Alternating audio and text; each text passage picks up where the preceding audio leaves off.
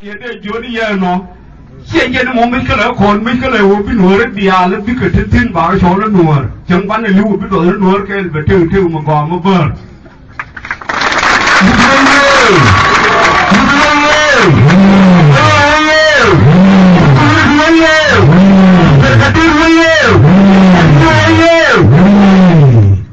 kan be da ne che mayor bor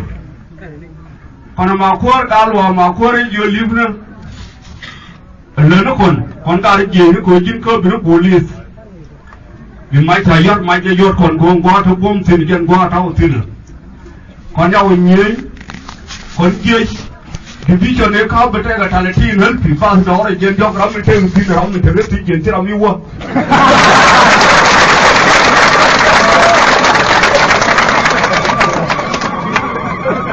cái này đây là yêu con, biang ấy yêu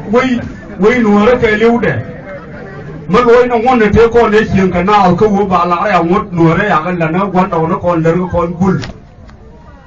lúc đó nó không ngót thế à là để chiên không ngót thế yêu chiên bông keo mình thường muốn đem khuy kia để không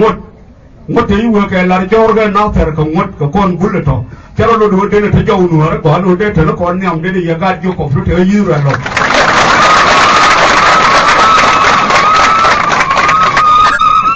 Có thể là mình đây là làm cũng kỹ mà, nên người kia ông đào người đàn kia rồi đi giúp cái bao nhiêu tiền này na tiền đàn cái này cái phone nó còn cái nán năng cái mất chip giúp à, một bên nuôi thì loang một bên giúp bên này mất chip, anh nuôi bình thường người ta là phản cảm, mấy cái này kia anh phố nó người vui rồi nó lui churu quen đèn, phiếu nó cái lâu bình thường, phiếu cái phản cảm cho nó bình thường người vui lời lui quen đèn. Ông tin chú mà làm mà phải quan là để trả lương phật cả bao thằng bên nhìn nhiều là nó còn thì là uống nó để thằng này giàu điên có con uống nó nuôi đấy thằng này nhắm nuôi đấy cái riêng có một cái cái vinh mòn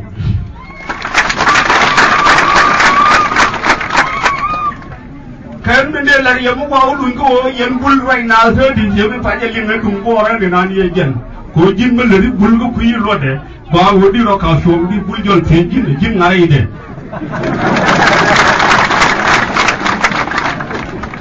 bul mấy cha yêu cuộc cha nó uống nó đào đâu để cha nó uống nhiều lắm lên bul cái này rơm bul cái bul đào đâu thì điếc của con này thôi bul mấy cha bên anh lẹp cha lâu lẹ cha điếc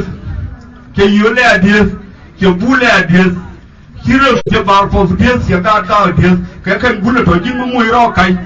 lúa rồi đúng mấy nhiều bul chỉ cái này xin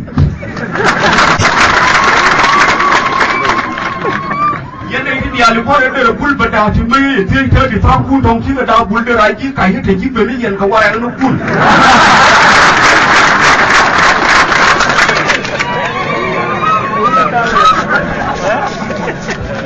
nên đây là con bul liên tăng ngân cả đây là mẹ nó ăn điền thiết cái ngân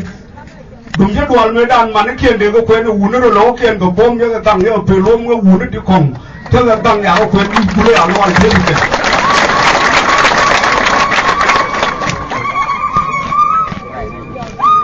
bul mới ra đến lợn thun nó phải thay man khiên cái dồn mà thấy mình lấy cái chiều cái mà đi lợn cái lương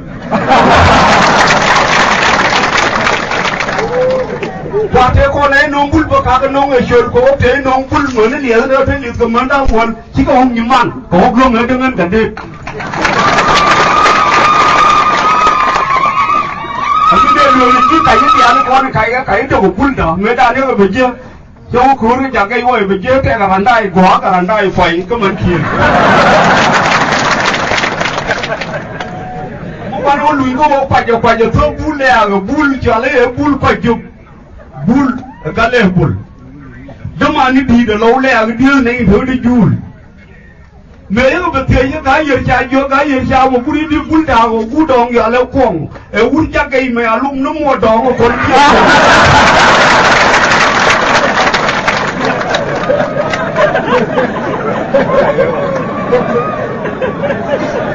mà đúng chỗ mà quên ra thì nó chơi à chồng như giờ khi nó mới liếng người đồ rồi không à thì giờ đồ man giờ lấy quý chút cô cái quá đòn nó toài cô quên nó quý chỉ cần như giờ im bul để đào vậy để điên nó mình đây là yên nó yên nó đưa rồi đun quay theo không một mà vào quay cho nó bul lo em bul phơi này cái thọt đi nó lâu nhiều lẽ chả có gua cái nhiều lẽ cái abi chuột quay vào quay chuột bul cái chân chọn cái nhiều bul lo em qua đó nó bul ra hiện cái chuột pe dùng bol thế là làm cái nó cày ở với cái bul mới dễ chân nó lừa đi à mà là đang nó bul mà là đang cái gì bul cái đang không có quyền nó ngay giờ ngủ bul mà cái đang thì là quá là điên mà đến nào có thỉnh có bul lưu mấy mà thỉnh lưu mấy mà thỉnh cầm tính có cúp riêng cái vô cái bul thế để đó lo rồi cho vô có con là đàn lưu ngu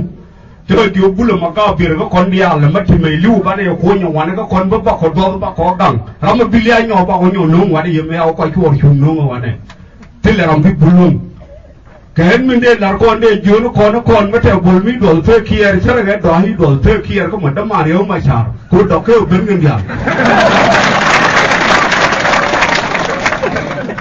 mình đây là con nó bul nói chui bên đây là cái hít pro bên nhau mỗi cuốn nó đi với bảy chỗ đấy chẳng cú lái chẳng cô đi không bul thì cái thà riết giá nữa nhô rồi nó vô làm chim mẹ nó là đây giờ mấy tay giật đó mà nó một đôi thế lên hết đấy chim vẫn mày thuyền đôi thế lên hết đấy nhô rồi nó vô khi ông biết cái gì vậy nửa rồi vậy bul gì đấy thế này cháu nửa đấy thế này nhắm nửa đấy cái thà riết cái mình đây là gì hơn mà lát cái nửa mà mấy ông phụ lão đấy nửa mấy đàn mấy bên là lão khu mà là theo cái gì à cái mình là nó thiết chia mà nó thì luôn thiết loang tin để mà nó vô anh đang mấy cái nó mới thiết loang tin cha đấy nó quên rồi uống nó thiết là mình uống được tin coi chứ uống về đây chia mà nó theo nó đây phân là lát để rồi gồm quá nhiều đó bạn vừa phơi chân cái đây vô cái gì nó mà mình đây là gì nó yên bul đi al kulu anh qua thôi để đàn mấy bul cái đi al ở chỗ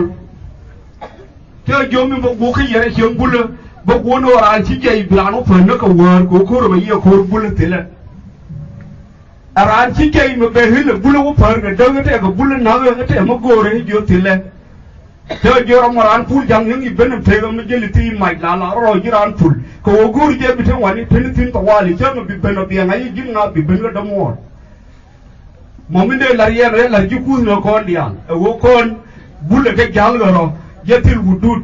anh chụp full mà nó luôn nó thấy cái cô mình các con nó luôn có bảo cô uy giờ lý vẫn thấy nó mà thấy thì nó mà các con nó luôn có bảo uy bơ có tháo thế là tháo xin này anh cái tháo mình thấy bul thấy đi nó có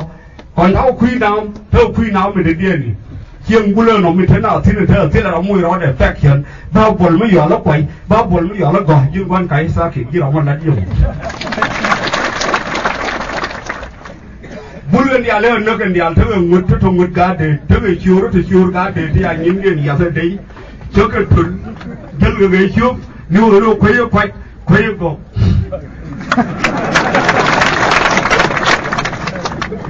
ngay nó bul cái cá bul cái cá lên bul cái này cá lên bul mọi người đây là con nó cái thứ là này thôi bul cái thứ kuma cái thứ là này nó thấy chiang mà bul tụi nó khăn ngay này nó qua lấy cả lấy chiang go là không có cho lấy chiang bul cái rồi mấy ông nó cho nó lồ không có ai cho nó rồi không có ai đem cho nó được một quả nào cho nó bul rồi nó đây là ngay hồ còn mất thế là thì nó quan đầu nó còn nó biết cái thế giờ thì làm thôi giờ cái giống qua đi chứ kia khả năng community mới cái chui kia khả năng mà bùi cái quê đuổi gò mà gò đi mà lại đi nó gò nó bỏ cái chín gò mà phải cái kia luôn là lấy một khả năng gò nó bảo nó cho nó quay với chín quan cảnh này rồi nó ga lê bùn đá rồi đùng gò nó bảo chiêm đá đấy vậy nó lẩu cái nó bùn thì thọ ga chiêm ga nhà hòa đấy cả vậy lo muốn đá cái chiêm không biết ông ngon mà với thì nào mới đá liệt quay chuột với dưới theo khoa hiện đang ngoan nó bùn theo khoa quê là đang quên khoa của nó đang quên khoa cái quỷ nó đang quên khoa chiêm đang quên giữa cả gari ở mũi lao mà đi mình như này chả bao mẹ thêm những gì cảnh nhân lên như nào đi ăn mà nó phải tay tụt nhiều cái người gì chính gì cảnh có bao nhiêu là vấn đề của bùn đi cái ngày nó bị vô nó rồi còn chứ đâu cái chỗ cả nó vô nguy hiểm lắm quên là mà theo cái đó mà nó mình đây là gì mà nhất là mất thì vô những người chính mất thì chỉ đó rồi cái chỗ bùn chỉ quay đây luôn cái đầu thế là đi vào cho thế còn chứ có quay ngồi bao họ đào đi cái này vô này giờ con na lúa cà rốt mình làm càng có bùn sao nó làm cái gì càng nó đủ nó cũng bùn nó đủ nữa ấy giờ làm càng có mà ra được cái quả nó cũng càng nó phở nó thế này vừa là lúa cái khoa là đi ăn thau cái này vô em nó là ta là nó đi nó cặp với cho nó mua bùn nó đẹp bơ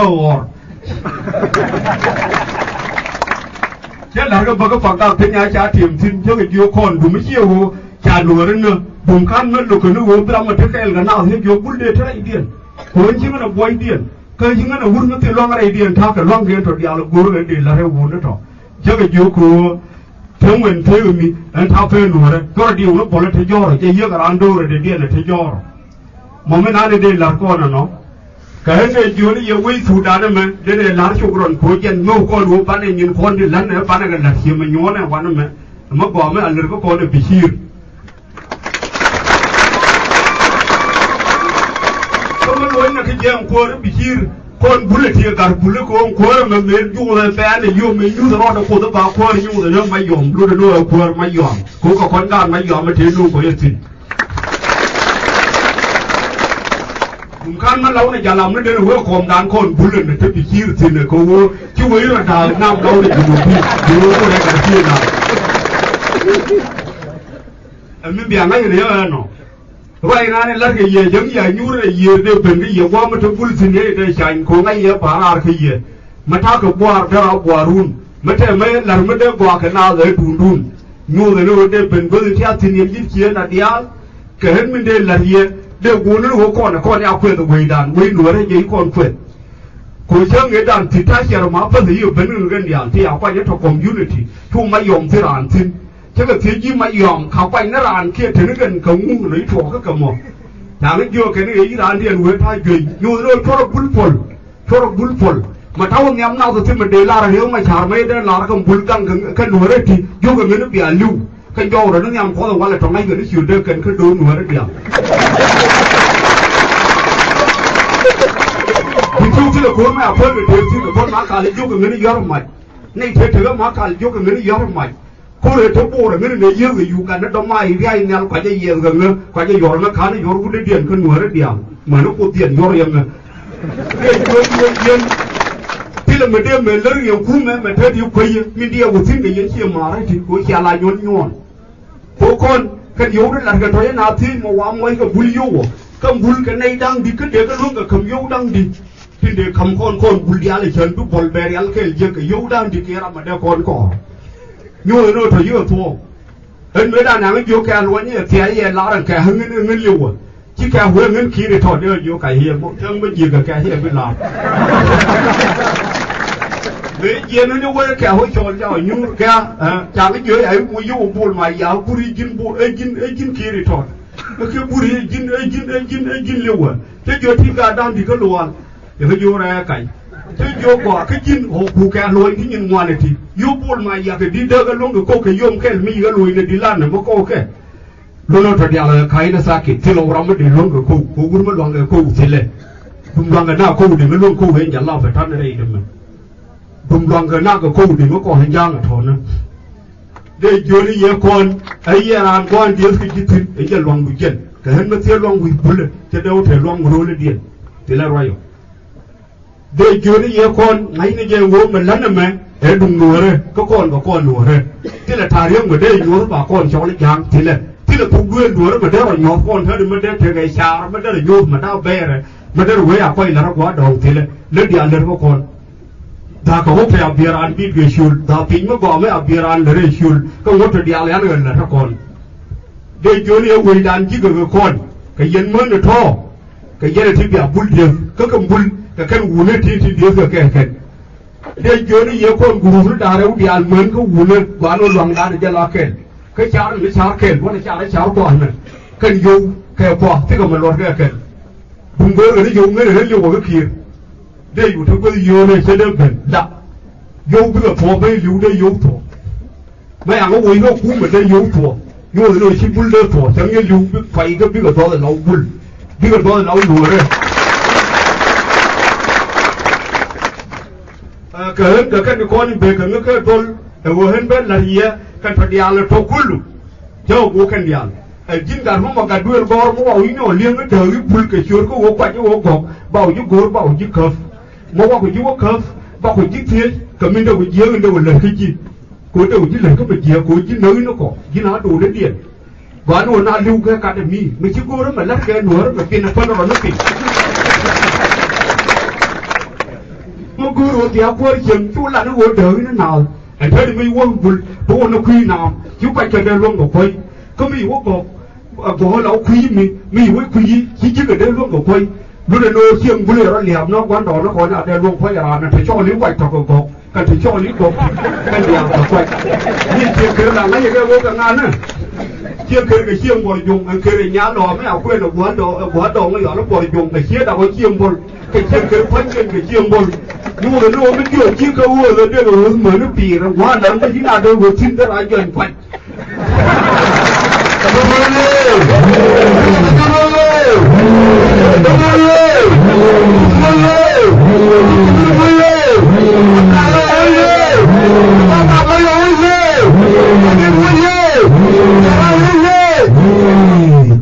nó mới đây là gì nghe này thì con này liền cái chuyện chiêm gai còn dùng đi thì chân khử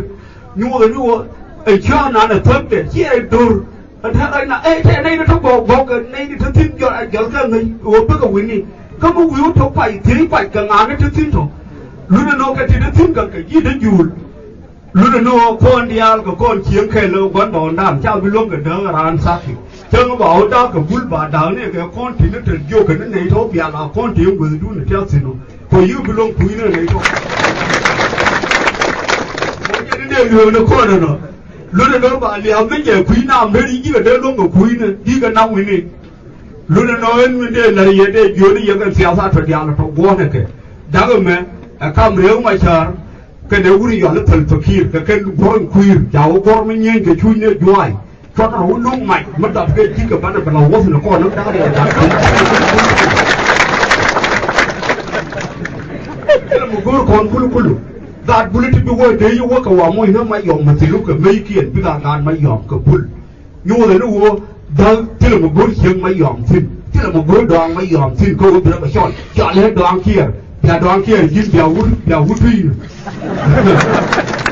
nó kia nó một bữa cái dòng thà hiếp nhớ cái này nó chiếm phải già thì nó con này nó kêu là con quậy cái nó bữa còn dòng thế là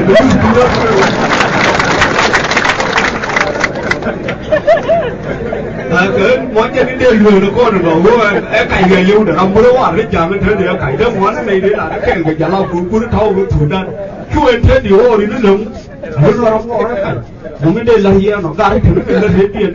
xem khen Jin mi thà điều cũng ngang ngang Jin dia bela Jin vừa nói chứ là mày ngang quá nó mẹ ở Sudan này là thằng này này với mà trong ở quá thùng tím muốn là thùng tím mà là vừa Jin Jin bol mới nổi chỉ là bol mới chẳng thế là thà điều cô bên mấy ông bul bên mấy ông bul nhau có thịt cái điang cô chơi cái gì Phật giờ với chồng người cô này nó ra nó muốn về chứ nào Phật nó muốn thua ấy cả nó bul cái bơ bơ phê giờ quay làm cái chết rồi có một cô nó họ ông bul được cái ok gì nó dằn đấy cái điều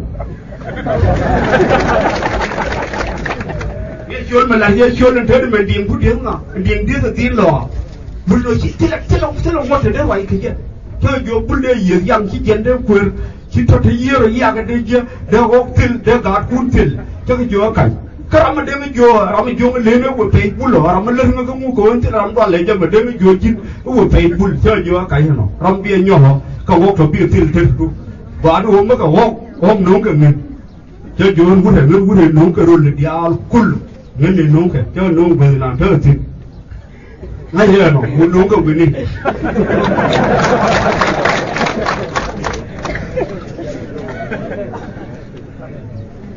Nó muốn cho nên anh đây là hiểu với yên, điểm ấy chẳng mấy cái nó vô, quỳ, để đủ đáng khen con nhỉ, quỳ mơn, quỳ uống, bài uống chả quay cái, để cho nên hiện đồ lá nó vào mẹ, bảo thằng con nó cút, nó cái uống con bulial, kia gan mà nó con thì thằng tôi nuôi thì liền cái rai đàn, làm gì mà con nhớ ra cái, bạn cái vô chúc run, các con gặp phải con nó bạn cái vô chúc run, coi anh nó bên nào này, con này là nó mới cái làm ngar người gì. Thế là cái chuyện là đấy thì để nếu mà chả đến nhà mua nó hoàn đây gần lần để ngặt theo hoàn đây gần lần cố thì là theo thì mất lần này chỉ vô rồi nó bul bây ngay yên rồi đi cứ biển ngay ngân thao đi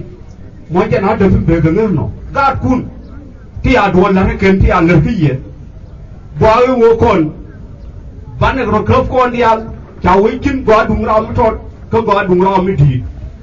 đi được ngà mới đi được mình thức một sul lên nó cun yên chỉ đỏ rồi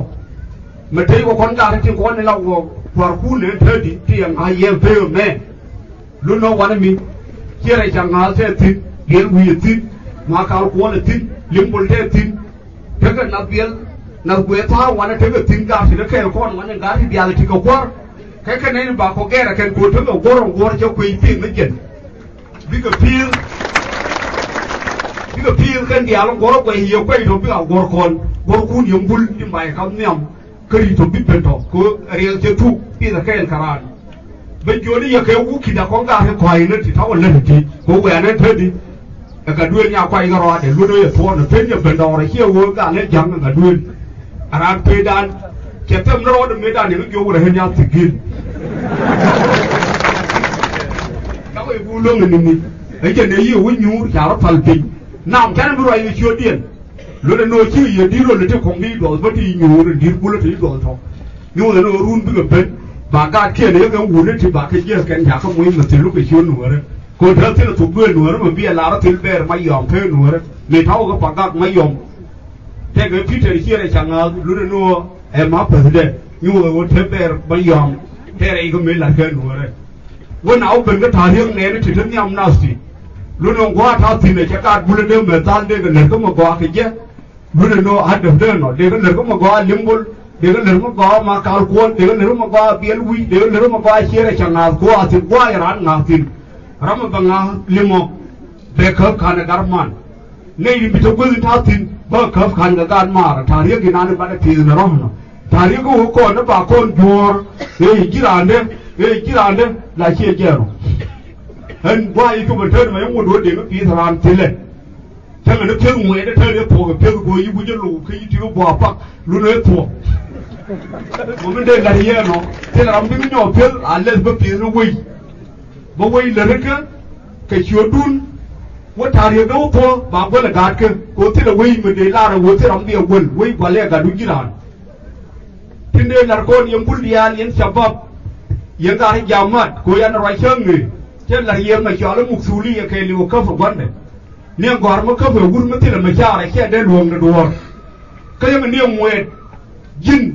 มันเลยที่มุกคุยรู้ในแค่ได้รวมเนี่ยโคไม่ไหลยิ่งน้ำไม่ดันว่าเราไม่ไงโคขันยันน้าเพลินกับเด็กนั่นโคไม่จะโคก็ว่าเป็นผิดได้เว้นเดินนั่นเอาเว้นยานั่นเอาว่าพิเศษเกี่ยถ้าเราท้อแค่วุ่นมันไงโคเราตัวว่าเราไม่คุยกันนั่นเองถึงเบี้ยกับท่านถึงวันถึงก้อนเดียวมาโกรธแค่หนัวเรื่องหลักขโมยหลายหนัวเขาดุนโกรธลาถึงไม่ยอมเบี้ยหนัวไอ้เชี่ยนั้นก็ชวนบุญเลยก็ชวนหนัวเลยคุณรู้ว่าทอดยาละบ้านกันเลยกูมาโกรธแค่หนัวเรื่องป่านนั้นลุ้นๆก็นั่นแหละท่านจะยอมฟินโคตรดุนยอมหนัวที่เหลือไม่เสียเลยมาดุงดีเสียเลยก็เชี่ยดุนที่เหลือไฟมันไม่ได้เลยอยู่กูที่กาเดิมมาพอร์บีเบลกับไงยี่เสียบโย่ไปกาขบอยนั่นกันละโดยยี่ก็เท่จะทำอะไรกันเนาะว่ากูบิกาบิเบลกับพีดบิกฟูร์บิกเชียบเบียงไงอยู่แต่เราบิกโอชัมอันนี้จะเท่าสินะก่อนยาวคูร์มันดุงดีเด้อเกี่ยววิ่งหัวแล้วเกี่ยวเลี้ยวเนี่ยก็ยังเชี่ยมันเนี่ยก็แค่เราล้มโจกด่าอันเล่นแล้วก็เล่นแล้วก็ยังงั้นเอาคนแล้วก็ตัวรู้ปะของไงอยู่ทีนึงก็ถือฐานก็ทีนึงก็กวาดก็ทีนึงคอมยูนิตี้ด่าบัดแค่ปะก็มวยอามาสปะเอาเทนล้อมกูที่ไหนเราหลังนี่อยู่เดียวมาชาเดียวมาชาละวันไอ้เชี่ยมันนี่ด่าเชี่ยกันlu no marin dor nuor tadi ko la ga ka meken yo ke ga de no bola ka la la ye bol be wala bol di le ne dum nuor bul ka dum nuor cha le ren nyu lo no hi to ana we ga ka ho men hur mo pol moy mo bo me la ka du ba ti dia le ti yo la ma ye dum moy wa so ba ro wi sin ko chen la ma ti lot sai den na no ku ji ma ra nya ne lu be in je ko ni we ati ni ko lo ne wa ki ko lo neรุ่นก็ได้บอกว่าอีกเครื่องเหมือนกับเครื่องบินเที่ยวคันก็ก้อนหัวบ้านบอกเวดีบ้านบอกเวดียูสโนบ้าบ้านวัวคนแทนเนี่ยหักดันม้วนหัวไว้บ้านไอ้โยคนหัวเลยวันเอาไว้จินูบ้านบัวคนจินูบีบ้านแค่บอกว่าการต้องบ้านเดียวสองวิธีเดียวสังกัดที่นี้ดันเอ้ยไอ้เยี่ยนนักเกียรจินไม่ไม่ยูวุ่นงอผมชี้เอาว่าบ้านเดี๋ยวที่ย่อวัวคนที่ชูการมาเสียมเนี่ยไม่ชี้เอาว่าเดี๋ยวที่ย่อวัวอันนี้เราอยู่ที่มูลนี่นั่นเนี่ยว่าที่นี่ที่เราไม่ได้ย้อนเลยก็วิ่งคนนี้การก็น้าแต่ยังไม่แก่วันเลยมาฟังในจิ๋วเรื่องบิ๊กเป็นเดียวอะไรกันดีช่วยได้ลาดีช่วยดีคนเดียวยุบไปทุกวันอย่างนั้นนะ lùm cái uốn nước thịt má sờ na khởi riêng má sờ na cái vô cái gì chăm rong ấy ở bún ăn mình đi cũng nhau vô đưa đi để nhau vô là ăn mà phát là vài cái là cái ăn đưa đi bị điên đi bỏ cho đi với nhau không mất tiền thì chơi được tiền rồi đấy cho nó khởi đưa ra là theo nó mà cái này chỗ nó còn chỉ là một người chẳng một mấy thôi bún cái cuộc sống cái gì đấy nó khác cái riêng bún chả là bây giờ ngoan cái cô mình bán cái chả là khán thèm mấy anh lôi cái chàng để cho nếu cứ lực bình là này chúng mình nhiều người chuyên là cha mình chuyên là nó còn đỏ lá cái em đùa bậc mình cũng đòi lâu đùa quan gì thế thì mình lưu về cho cái đùa đùa nhiều nữa cha có phụ nhà nên thờ tay dịp cái bình thiêu quên có phụ nhà chàng khối cha cái bình bài với ảnh đùa nữa lòng cái này kia cái hết mà mất đây lừa nó con nó vui chứ đâu có cả đến nó hơi không mấy cái nó ngoan nó cả đu đi là vui chín chụp đôi mấy cái nó chui lên ngoan này đứa con thế giờ là phải ở cái ngôi nhà nữa mà ôi thằng riêng quán đó nó còn mình chuyên về du rồi với đuổi nó với cả nó phải như chốc phân chốc vài máy rồi với đuổi nó dàn cả nhà nó bây giờ cái công việc chả cũng bận lên đuổi cả anh cái thế đi ôi mày chuyên đúng con tí thì đuổi nó thích ăn được thì được thế đi mà nghe cả cái ăn là một đấy chưa kìa không khi anh ấy ta đi giờ này anh ấy đi điên này là này cái này chỗ này nhiều con ngay nhiều vô quý mà em đúng à quý mà em đúng à em đúng hiện nó thì theo nhiều rồi thì quý áo bò vào bên là cả cùn chính chỉ cả lúc đây là thải hiểm một vùng tiền là mình luôn đấy đã tìm lên cả lúc cái thải hiểm mà bạn người kia hết cả ngủ rồi mọi chuyện đây là con là vui yên ngay giờ qua là con lẽ là đôi là cầu cút rồi cầu cút buôn cầu cút rừng bây ngay vui chuyện bún là thay được thì lâu bún là điện bún là phanh còn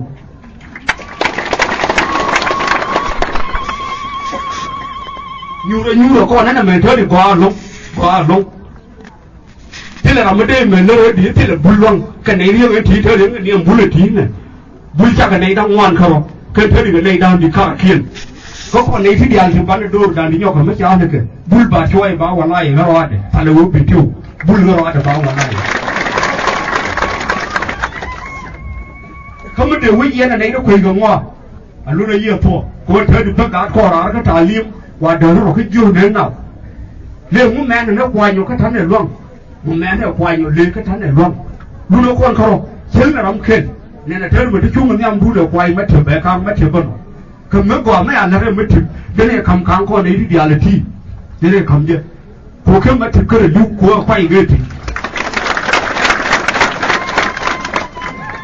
cô bây giờ làm thế là bên nhà cả đúng mà thì bây giờ lúc mình thấy đủ bún thì có gì thiên mà thì mình cho nó rồi cái thấy đủ bún nó thế kia chứ còn bún nó đào nguồn cái gì kìa lúc nào quay mà thì chạm luôn cái chỗ là ăn quay bún nó tiền thế làm cái con này nó bắt đầu mà thì mà thì biết rồi nó mà kìa biết nó mà là người mà thì biết nó mua hơn cả quan mà thì hơn quan lên mà thì đây nên nó bài con nó thế làm cái gì nữa mà cả con bán này ngay vô con bún nó thì đi ăn thì cầm hơn con mà đấy nè mà và nó lăn nó thô thì bạn năng ngọc bún nó lăn nó bún đi vào quan thì lên đấy cơ mà về vào bún nó con đi ăn bán nó bún nó mới chẳng ngọc bún đấy nên là đấy nào bạn này thế mà thế làm đây cái giường hắn chẳng là nghe quán mình thì lấy cái bên đấy đi đây chúng nghe bún cái chuột bún đấy lâu cả mình thì cái kia là thấy đâu đâu mà những món là đau nó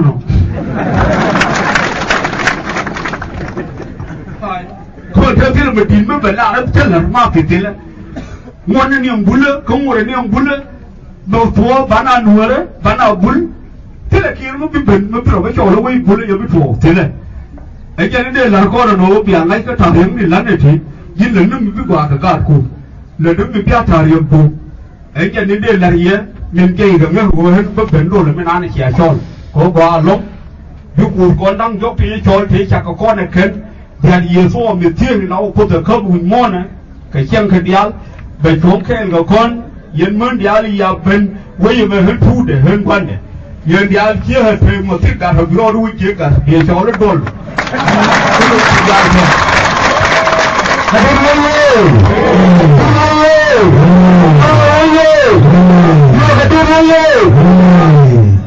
nó mà đây là gì nó vô mà mình biết nó mà lo dia jangan gemal pilih dia biar cukup nó pun dia lari dia nó dia biar cukup kia nó mal bada kalau lari ke wujud lu con gạt pun kau orang Indian mau pergi buat sih no bulan mau pergi jauh sih no dung nuara dia lihat dia ke juga จะแพ้เราดูนัวได้เดียวจะนัวได้เดียวนั่งที่เราถูกเบื่อมาแค่เวียนสิ้นอันนั้นพี่บอกดูน้ำคนเดียวมอนี่ได้หลังก้อนเนาะบักอาจคุณเดียวเลยจะย่อกันเดียวบักอันเนื้อ